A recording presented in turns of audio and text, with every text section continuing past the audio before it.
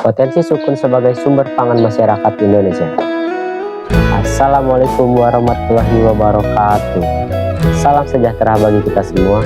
Shalom, Om Swastiastu, Namo Buddhaya, dan salam kebajikan.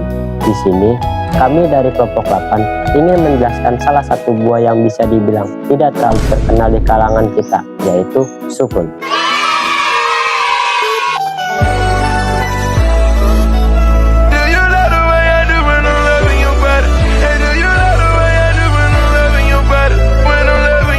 Sukun merupakan salah satu jenis tumbuhan tropis dari spesies Artocarpus afilis. Tumbuhan ini menghasilkan buah yang tidak berbiji, mengandung vitamin dan mineral, serta kaya akan karbohidrat.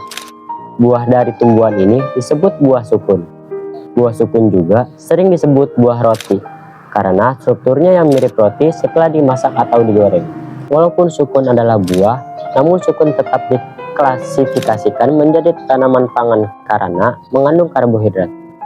Buah ini dapat tumbuh subur di wilayah kepulauan di area Pasifik, salah satunya Indonesia. Indonesia sendiri memiliki beberapa daerah dengan penghasilan sukun terbanyak. Salah satunya adalah Jawa Tengah, yang menjadi daerah penghasil sukun terbanyak di Indonesia, berdasarkan dari data Badan Pusat Statistik atau BPS.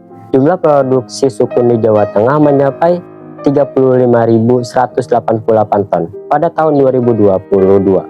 Sukun biasanya memiliki bentuk bulat hingga agak lonjong, dengan kulit berwarna hijau terang. Saat mulai matang, warna kulitnya berubah menjadi kuning kecoklatan. Daging buahnya umumnya putih pucat, tetapi pada beberapa varietas bisa berwarna oranye kemerahan ketika sudah memasak. Sukun menjadi salah satu tanaman yang bisa tumbuh dengan baik di wilayah dataran rendah sampai dataran tinggi serta beriklim tropis. Tanaman ini bisa tumbuh dengan subur pada lahan yang memiliki ketinggian 650 meter di atas permukaan laut. Selain itu, buah sukun memiliki masa panen sekitar 12-16 minggu.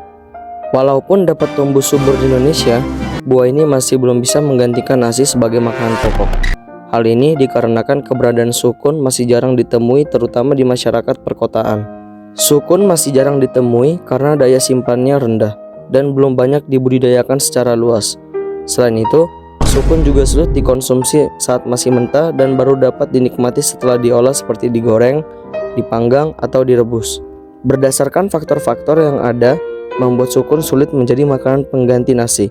Bahkan masyarakat luas akan lebih memilih nasi dan umbi-umbian sebagai makanan pokok, sedangkan sukun hanya dijadikan cemilan saja.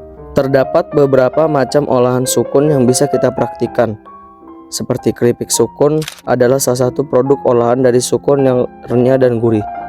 Camilan ini cocok dijadikan camilan sehari-hari maupun oleh-oleh khas daerah. Selain itu, sukun juga bisa diolah menjadi tepung sukun yang digunakan sebagai bahan dasar berbagai produk pangan seperti kue, roti, atau mie. Dengan cara ini, sukun tidak hanya dikonsumsi langsung, tetapi juga memiliki nilai tambah yang lebih tinggi sekaligus memperluas variasi pemanfaatannya. Mayoritas masyarakat hanya menganggap sukun sebagai camilan, bukan makanan pokok. Padahal buah sukun juga bisa dijadikan bahan dasar pembuatan makanan pangan. Sejatinya sukun dapat dimanfaatkan menjadi berbagai olahan yang menarik dan bernilai ekonomis tinggi. Apalagi beberapa wilayah di Indonesia dapat menghasilkan sukun sampai berpuluh ribu ton. Jika pemanfaatan sukun dapat dimaksimalkan, maka komoditas sukun dapat bersaing dan menjadi sumber pendapatan masyarakat yang menjanjikan.